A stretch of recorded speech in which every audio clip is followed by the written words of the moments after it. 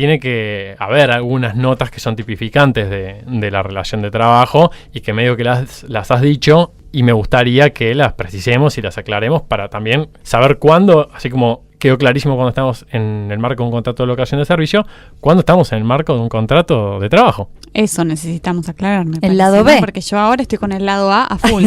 Bueno, vamos a verlo entonces. Esta es la continuación del episodio que grabamos con Pau y Agus sobre las diferencias y semejanzas de los contratos de trabajo y de prestación de servicios. Si te quedaste con las ganas de seguir escuchando y aprender un poco más, escucha lo que sigue a continuación.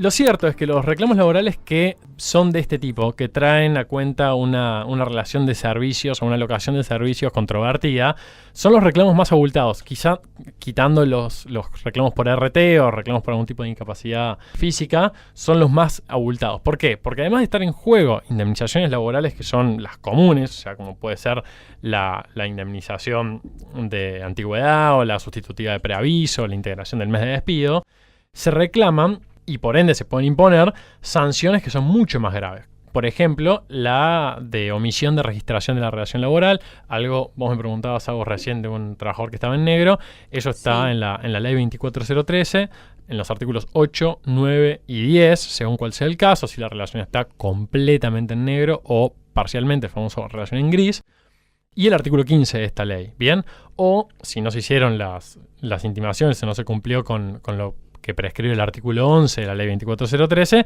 la sanción de la 25323 del artículo 1. Bien, también tenemos la sanción de la 25323, artículo 2, o sea, lo que lo hayan obligado al empleado a ejercer generar un juicio para poder cobrar lo que le correspondía, y la falta de entrega de certificados de trabajo y de servicios que está en la ley 25345, en el artículo 45. Que recordemos que la imposición de la penalidad que tienen estas multas es bastante elevada. Es muy grande. Dependiendo obviamente la remuneración y la relación, creo que la penalidad es bastante... Es muy grave. En algunos casos llega a ser hasta el 50% de un reclamo muy, muy abultado, muy grande. Y ojo que esto no se termina acá. Digamos, hay dos cositas extras, que es la obligación de hacer los certificados cuando no hiciste los aportes. Los certificados de trabajo, para cuando no hiciste los aportes, es muy compleja. O sea, hacer las rectificativas de aportes que no hiciste hacia el pasado, más las multas que te cobra el ente recaudador, en este caso es la AFIP, y después poder sacar los certificados bien hechos, es prácticamente una tarea ciclópea. Y después, por otro lado, tenemos la posibilidad de ingresar en el REPSAL, que el REPSAL es el registro de empleadores que incumplen la normativa laboral y que por ahí a pequeños empleadores no les genera tanto problema, pero a pymes y a grandes empresas le puede hacer perder una cantidad de dinero millonaria y es muy peligroso. Uh-huh. Es realmente un iceberg que la parte más grande no se ve y puede generar mucho problema. Pero bueno, este tipo de reclamos, si bien son los más abultados, ¿sí?, es una discusión de a todo o nada. Es una moneda que gira en el aire, porque la decisión final resuelve el tema de si el vínculo queda encuadrado en la normativa laboral, lo cual implica la obligación del pago de indemnizaciones comunes agravadas y la obligación del empleador de cancelar aportes y contribuciones y de entregar los certificados de trabajo, y si no, no. Sin nada en el medio, sin grises, como te gusta a vos, Pau. Sin gris. Yo soy o blanco o negro, pero esta vez tengo que reconocer que es una materia gris. Es verdad. No hay límites, no hay un juicio acabado, es gris. Y así como vos lo reconoces, también el legislador lo reconoció. Porque cuando se hizo la Ley Nacional de Empleo, o sea, la Ley 24013 que la acabamos de mencionar, ¿sí?, y cuando se determina si se configura o no una relación laboral, reconoce el legislador que es difícil. Bien, entonces, ¿esto dónde lo vemos? En el artículo 16 de esta norma, ¿sí?, que estableció que cuando, tengan mucha atención acá, cuando las características de la relación entre las partes pudieran haber generado en el empleador una duda razonable acerca de la aplicación de la ley de contrato de trabajo, el juez o tribunal podrá reducir la indemnización prevista en el artículo 8 de la ley de contrato de trabajo e incluso suprimir la prevista en el artículo 15. Con lo cual ya el legislador dijo, ojo acá porque puede haber un gris. Igualmente, quien va a establecer si existió o no una duda razonable será el juez. Claro, ¿no? sí, obvio. Y eso es porque el contrato de trabajo es un contrato de características difusas, no es un contrato de características sean definitorias precisamente, sobre todo con el avance de la tecnología y de las distintas nuevas formas de trabajar que aparecen, ¿no? Home office. Entre otras. La relación de dependencia se manifiesta en diversos elementos, ¿sí? Que en su conjunto y valorados razonablemente, según la circunstancia de cada caso, tienen como consecuencia encuadrar el vínculo en uno de carácter dependiente laboral. Bien, Claro. esto y la diferencia con el trabajo autónomo es una cuestión que no estamos descubriendo Pau y yo nosotros ahora, ni tampoco la Corte. Fíjense que Vázquez Vialar tiene una cita que la traje que me parece muy, muy descriptiva, que dice: no se distinguen estos dos contratos, digamos, el autónomo y el realizado en relación de dependencia, no se distinguen por la labor en sí efectuada, sino por el vínculo por medio del cual se realiza la prestación y la relación entre el que la efectúa y el que la recibe o un tercero que interviene en el proceso. ¿Sí? Y acá un ejemplo muy claro, como digamos, este tema lo involucra mucho, es el del médico. Ay, sí. Porque la tarea del médico no difiere si el médico está contratado en virtud de un contrato de trabajo o contratado en virtud de una locación de servicios. Y así podemos nombrar un montón de profesiones: el abogado, el arquitecto, el contador. Pero pongámosle el ejemplo del médico. El médico le va al paciente a practicar los exámenes clínicos que le tenga que practicar, le va a indicar los estudios de laboratorio que le correspondan y al final le va a hacer un diagnóstico y, qué sé yo, le va a dar la terapia que le corresponda si le corresponde una. Al final el contrato es el mismo, la prestación, es el mismo, el contrato puede variar. Lo que varía entonces es la relación jurídica entre el médico y el paciente, o entre aquel y la persona física o la persona ideal que se hace cargo del pago de la atención, ¿no? Básicamente. Pero bueno, entonces, ¿cuáles son estos conceptos o estos elementos que caracterizan la dependencia? Estos que vos mencionabas, quizás un poco más rápido antes. Inconscientemente fue como subordinación técnica, jurídica y económica, Claro. y como quien quiere la cosa. Y pasa. Y pasa. Si Bueno. pasaba, pasaba. Bueno, si llegaron hasta acá, se quedaron con la duda, ahora vamos a ver qué son estos tres elementos y sobre todo, que me parece lo más importante, es: ¿son suficientes para darnos cuenta si hay un contrato de trabajo o no? La subordinación jurídica, económica y técnica son tres aspectos clásicos de la relación laboral, ¿sí? Pero tienen que ser interpretados y ponderados cada vez más por lo complejo y opinable que resulta la relación de dependencia. Esto que veníamos hablando, que las propias vinculaciones laborales, el avance de la tecnología y los distintos tipos de relaciones hacen que vaya evolucionando. Incluso la jurisprudencia no es pacífica. Hay algunas oportunidades que las decisiones judiciales reconocen en la subordinación una relevancia súper importante y en otras la relativizan. Acá hay dos sentencias que les recomiendo, que son de la Cámara Nacional de Apelaciones del Trabajo, la Sala Sexta. Una sentencia, estas son muy viejas, a mí en general me gusta traer fallos más nuevos, pero a los efectos prácticos viene muy bien. Esta sentencia es del 31 de julio de 1987, Massi Marcelo contra Institutos Médicos, Sociedad Anónima y otro. Y el otro fallo es del Tribunal Superior de Justicia de la provincia de Jujuy, una sentencia de 1998. Yo sé lo que están pensando las chicas, están pensando que no habían nacido en el momento que sucedían estos fallos, yo ya lo sé. Yo no. Yo tampoco. Los autos de este último son Argañarás Eduardo contra Centro Vecinal Social, Deportivo y Cultural San Francisco de Alba y otro. Bien, pero bueno, un poquito de cada una de estas dependencias. La dependencia jurídica consiste en el derecho del empleador de darle instrucciones o darle órdenes al empleado y, por supuesto, la correlativa obligación del empleado de acatarlas, ¿sí? Es la facultad, o podemos definirla como la facultad del empleador, de dirigir en el empleo la actividad y la conducta del trabajador hacia los objetivos de la empresa, ¿bien? Y como el trabajador está sometido a la autoridad del empleador, este cuenta con facultades de dirección, control y poder disciplinario. ¿Sí? Bien. Poder disciplinario del empleador deriva de esta dependencia jurídica que tiene el empleado. ¿Bien? Perfecto. La dependencia económica, por dos lados. Por un lado, implica que el empleado, el trabajador, depende para su propia subsistencia y la de su familia de lo que recibe de su empleador. ¿Bien? Producto de su esfuerzo. Y por el otro lado, que el trabajador no está expuesto a los riesgos de la empresa. Con lo cual, si la empresa ganó o perdió plata en ese mes, el empleado todos los meses cobra su sueldo y no, digamos, es la genial riesgo que hablábamos hace un ratito.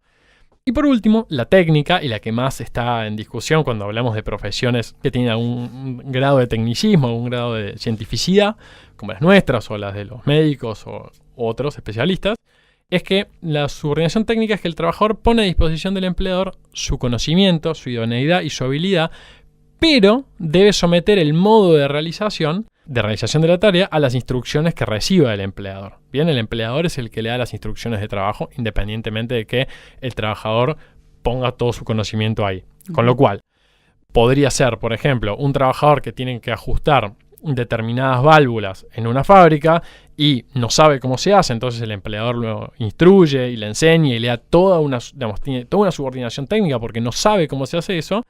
Y de la misma manera podría ser un abogado que es contratado, por su empleador. El empleador no sabe de derecho, pero sí le dice, che, escúchame, los juicios laborales conciliámelos todos. ¿Entendés? Entonces, bueno, la instrucción técnica viene por ese lado. ¿De acuerdo? Claro, que es la diferencia con el contrato de prestación, que bien dije en el capítulo anterior, que hace referencia a la libertad de ejecución, de la forma de ejecución del contrato en las prestaciones de servicio, a diferencia de la laboral. Bueno, es medio gris igualmente, pienso, ¿no? Desde afuera. ¿Desde cuándo hay libertad? No, ¿Cuándo porque cumplo? en el ejemplo que acaba de dar Gonza, en realidad le está diciendo concíliame todos los juicios laborales, no te estoy diciendo cómo, no te estoy dando mayores instrucciones, o sea que va a haber cierta libertad ahí de medios o de herramientas del profesional, pero sí tiene una directiva, es decir, está ahí. Es ¿no? gris. Sí, es un caso muy, muy gris. Digamos, siempre este tipo de cuestiones... Esta subordinación técnica es la que más presta confusión. Sí, de hecho es donde se genera la mayor cantidad de reclamos y también, vamos a sincerarnos, de alguna manera también hicimos este capítulo de esta manera, estos dos capítulos de esta manera, que se van como fusionando y no al mismo tiempo porque tiene que ver con esta propia naturaleza de los dos contratos. Ahora bien, estas facetas clásicas eran quizás suficientes en un momento histórico, en un determinado tipo de contratos de trabajo. Ahora se vuelven insuficientes en muchas situaciones, ¿sí? Con lo cual ha surgido una nueva faceta, un nuevo tipo de subordinación, ¿sí? Que para mí no tiene un nombre definido. Algunos le llaman subordinación institucional y a los efectos de cómo se llame a mí no me importa, así que si quieren llamarla así, bien, y si no, llámenle como quiera. Pero de lo que se trata es que lo que define al trabajador, establece esto, es su condición de medio personal de una organización empresaria para cumplir sus objetivos. O sea, para cumplir los objetivos de la organización empresaria, ¿sí? Entonces, el elemento a analizar para decidir y para definir la cuestión es si la persona física se incorpora a una empresa que no organizó ni tampoco integra, digamos, de manera como lo hacía este médico, creo que en el primer fallo que vos mencionabas, ni tampoco dirige, renunciando al ejercicio independiente de su profesión, bien, pues inserta en el cumplimiento de los fines empresariales, ahí ya tenemos una clara subordinación institucional. Pero además, los frutos de su trabajo le son ajenos, bien, en tanto no dependen de su voluntad ni de su relación con los pacientes o con los clientes o con, bien, o sea que son fijados por el empresario, que es el que recibe la prestación, administra el producido y también asume los riesgos, ¿sí? Tenemos un claro caso de subordinación en el marco de lo institucional y podría analizarse como que es y podría encuadrarse en un contrato de trabajo dependiente. Bien, esto lo vemos en dos fallos. Uno que ya les mencioné antes, que es el fallo Machi Marcelo contra Institutos Médicos, y otro fallo que es de la Cámara Nacional de Apelaciones del Trabajo, la Sala Tercera del año 2007, este es un poco más nuevo, que es Villalba Lidia Inés contra Sociedad Italiana de Beneficencia de Buenos Aires. Bien, estos son los elementos de subordinación que tenemos que tener en cuenta para analizar si un contrato es un contrato de trabajo y hay una subordinación. Bien. Entonces, repasando, sería subordinación jurídica. Bien. Técnica. Y económica. E institucional. Institucional. Perfecto. Ahora bien, hay algunas otras cuestiones que suman a la presunción o no de que sea un contrato de trabajo o un contrato de naturaleza civil y comercial. Bien. Por ejemplo, ¿qué pasa si yo tengo un contrato de naturaleza de locación de servicios, pero a mí me fijan los horarios? ¿No? La Corte ya tiene decidido hace rato, ¿sí?, que la existencia de directivas para la realización de la prestación y la coordinación de horarios, o sea, escuchen esto, es básico, la coordinación de horarios, no resultan por sí solas concluyentes para acreditar un vínculo de subordinación. O sea, yo hacer un contrato comercial y decir, che, mirá, yo quiero que vos vengas solamente de tal hora a tal hora, no vuelve ese contrato automáticamente como naturaleza laboral. Exacto. Porque son notas comunes que se encuentran tanto en la relación laboral como en la relación civil y comercial, cualquiera, básica. Sí, uno puede pactar tranquilamente el lugar y la forma en un contrato de prestación de servicios, claro, y no necesariamente... Al plomero que contratas para que venga a tu casa, le decís, che, escuchame, venite a la 8. mañana temprano porque Claro. después me tengo que ir a trabajar, y eso que es, lo vuelve tu empleado, no. Bueno, esto es lo mismo, ¿sí? Después, los médicos, que la Corte, como acabamos de ver, históricamente, e incluso con distintas integraciones, ha dicho que las restricciones que le imponen a los médicos por su actividad profesional, muchas veces producto de la fijación de horarios, el sometimiento a cierto control, ¿bien?, y la exigencia de cumplir algunas reglas, que hasta incluso algunas son propias del ejercicio de la profesión, no son decisivas para determinar que existió un poder de dirección patronal y por ende que tienen un contrato de trabajo. Bien, con esto no quiero desalentar a todos los médicos, arquitectos, contadores, abogados y cualquier otro que tiene que son monotributistas y que tienen locaciones de servicios, pero sí por ahí desalentar a los colegas que ante cualquier persona que conocen que factura o que es monotributista piensan que tienen una mina de oro y que en realidad no es así, y muchas veces se llevan la cabeza. Pasa un fallo que en donde la Corte dice que no es, y ahora que las costas son a cargo del trabajador, como bien vimos en uno de los primeros capítulos de GON, del tema de la imposición de costas al trabajador. Sí, lo último que quería referir, que me parece que es importante, es el tema del artículo 23, bien, que vos lo referiste hace un ratito, y lo quería retomar para redondear un poquito la idea. El artículo 23 de la Ley de Contrato de Trabajo presume que hay relación de trabajo y pone en cabeza de la empresa acreditar que la vinculación existente entre las partes no es laboral, ¿sí? O sea, lo que hace es, pone en la cabeza de la empleadora la carga probatoria de acreditar que la vinculación existente entre las partes, con anterioridad a la registración, si es que hubo alguna, responde a una de características diferentes a la laboral. Pero, ojo, porque hay cierta jurisprudencia, ¿sí?, y se encuentra bastante, que dice que la sola acreditación de prestación de servicios, ¿sí?, no basta para considerar que me dio un contrato de trabajo entre las partes. ¿Por qué? Porque para que opere esa presunción, dice esa jurisprudencia, es preciso que se acredite que la prestación de servicios fue en una relación subordinada. Bien, esto la norma no lo dice, esto es una interpretación jurisprudencial, la norma es clara, que dice que siempre que haya habido una prestación de servicios se va a presumir que hubo un vínculo laboral, es una presunción juris tantum, pero bueno, es importante destacar que hay herramientas y hay otras opiniones y otras miradas sobre este tema. Bien. Ahora, alguna cosita más, por ejemplo, el caso Cairone, que me interesa destacar, independientemente de la resolución de la Corte, que no la vamos a controvertir. Una de las notas que salen del fallo Cairone es que el empleado mantuvo muchos años de silencio. Es más, creo que Cairone hace el juicio la viuda de Cairone, son ¿no? Los herederos realizan el reclamo, porque bueno, ya era el médico anestesiólogo que había fallecido. Un montón de años había trabajado, y nunca hasta la muerte. Se trata el tema de mantener del silencio durante la relación laboral por el tema de la pérdida, si realmente es por un temor, un miedo a la pérdida de trabajo, qué es, si es un indicio, una presunción, eso la Corte también lo trata. Exacto, y acá hay tela para cortar de los dos lados. En lo personal, yo en general intento no dar opiniones personales, pero el silencio nada dice, ¿sí? Eso es un viejo dicho romano que se sigue aplicando y carece de importancia el silencio del empleado por más años que lo haya guardado, porque para la ley no tiene relevancia jurídica ese silencio, como sí lo tienen los defectos formales e incumplimientos de la empleadora en su registración. O sea, la conducta antijurídica de mantener una relación laboral bajo otra denominación en fraude de la figura y tratando de burlar el orden público laboral, no se remedia con el silencio del empleado. Con esto no estoy diciendo que los deudos de Cairón hayan tenido razón y que Cairón haya sido un empleado. Lo que digo es que este elemento no es suficiente para entender y para concluir que había un vínculo distinto al laboral. Bien, eso por un lado. Y como dijimos recién, y ya tomando esto que les venía diciendo y a modo de conclusiones, lo que importan son las notas que determinan la existencia de una relación laboral. Bien, esto está claro y lo van a poder ver bien en el artículo 21 y 22 de la Ley de Contrato de Trabajo.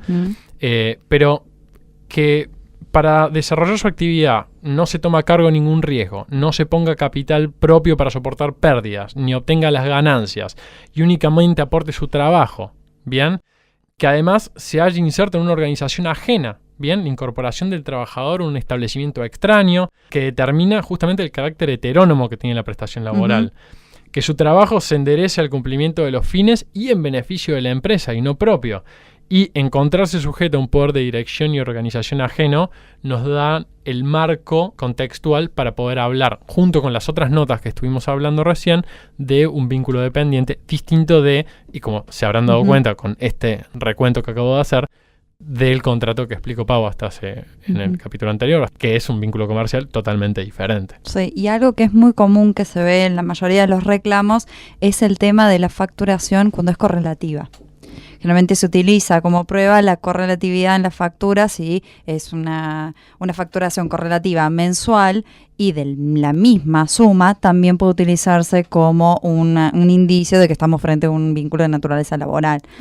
Exacto, sí, así como emitir facturas de manera correlativa es un indicio de... Independientemente del concepto en el cual factura. Obvio, porque a veces uno pone servicios profesionales y siempre se factura por 25.000. Y además, otro tema que me parece interesante es la exclusividad. Si yo solamente facturo digo facturación por una cuestión de ejemplo, facturación exclusivamente a una persona, no queda duda que yo no presto servicios para otro, es decir, es mi empleador. Si yo facturo correlativamente misma suma y a ningún otro. Bueno, yo ahí me voy a parar del otro lado y podría discutir contigo de que no necesariamente soy tu empleado, por, digamos, tener una locación de servicios que vos seas mi único ingreso. Bien, claro. Digamos. No, pero me refiero yo como prestador de servicios. Claro, digamos, yo soy un prestador de servicios independiente. Tengo un muy buen cliente. Uno solo. Siempre, y me mensual. Con eso y no quiero tener otro. Mensual y correlativa y la misma. Por ejemplo, soy representante de jugadores de fútbol y represento a Messi. Y a Messi le facturo todos los meses. Y a todos los meses le facturo lo mismo. Lo mismo Messi. Todos los meses Messi se lo merece. Es muy difícil. Yo tengo un caso no sería empleado de Messi. Donde, es un caso mismo, un arquitecto también que facturaba para una compañía de seguros, arquitecto para una compañía de seguros, porque era muy buena la paga que le hacía la compañía de seguros, era el único. Salió el fallo. Todavía no tengo está apelado, pero toda la empleado, ¿no? A ver. La justicia por laboral supuesto, te entendió. ¿Qué dijo? Que sí era empleado. Bueno, pero escuchá, correlatividad con dos fallos que... No, por eso digo, no quiero dar vuelta la postura, pero también estoy diciendo eso. Un arquitecto que tenía facturación correlativa mensual, la misma suma de una compañía de seguros, es empleado. No, por Dijo, supuesto que tenemos la por eso correlatividad de facturas algo nos dice, pero es creo un que indicio. estoy de acuerdo en que no necesariamente no es suficiente, por eso también el tema de la exclusividad.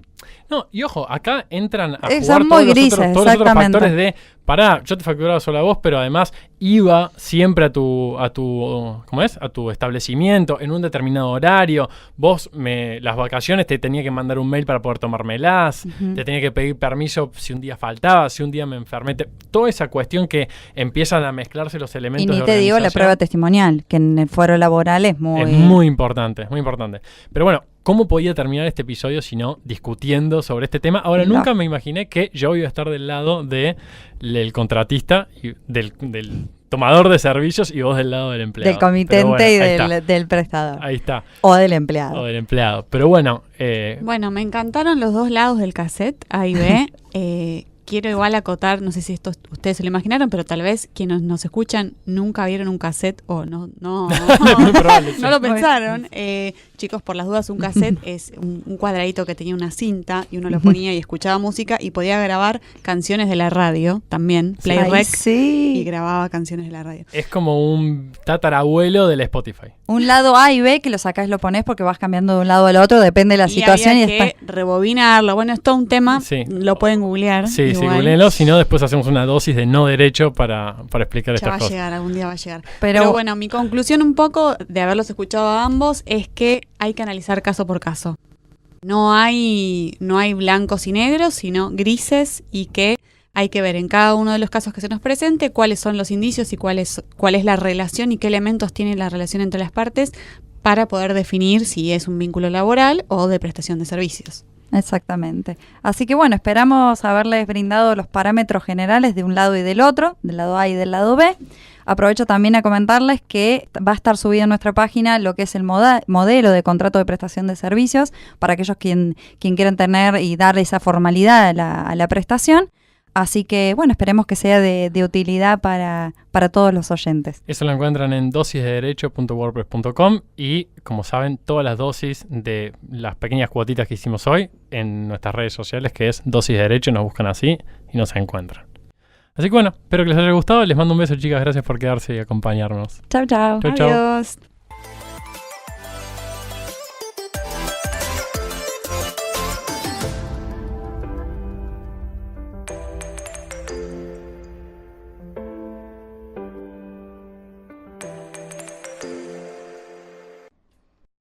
Si te gustó este episodio, hay mucho más en nuestras plataformas de iTunes, YouTube y Mixcloud. Recordá que podés seguirnos en Facebook, Twitter, Instagram y LinkedIn como Dosis de Derecho para no perderte nada. Y suscribirte en nuestra página www.dosisdederecho.wordpress.com. Si te resultó útil, no dejes de calificarlo y compartirlo con tus colegas y amigos.